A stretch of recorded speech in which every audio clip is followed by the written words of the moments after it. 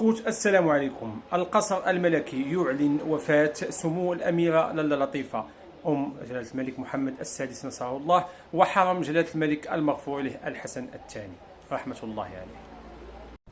بسم الله الرحمن الرحيم، والصلاة والسلام على سيد المرسلين وآله وصحبه.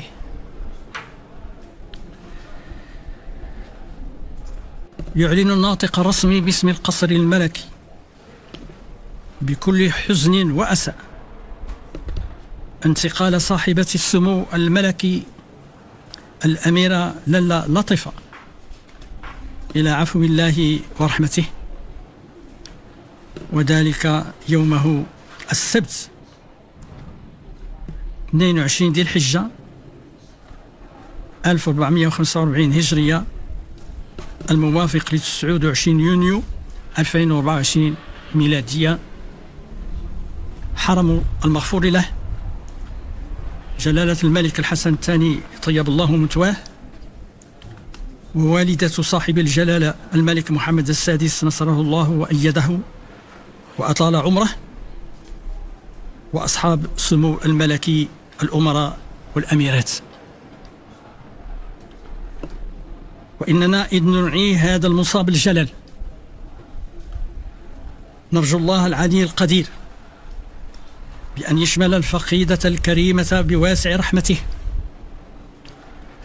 وكريم غفرانه، ويسكنها فسيح جناته، وأن يطيل عمر سيدنا الهمام صاحب الجلالة الملك محمد السادس حفظه الله، وأدام عزه ونصره، وخلد في الأعمال الصالحة ذكره.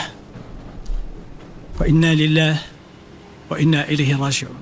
كما شفنا إخواني أخواتي، خبر حزين يلوم بالمملكة المغربية الشريفة والأسرة العلوية الشريفة.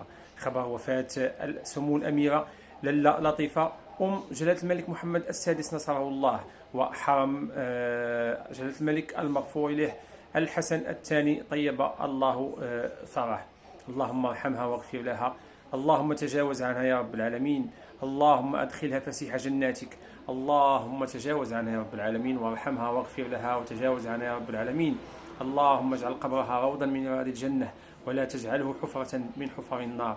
اللهم ثبتها عند السؤال يا رب العالمين، اللهم اغفر لها يا رب العالمين، اللهم تجاوز عنها يا رب العالمين.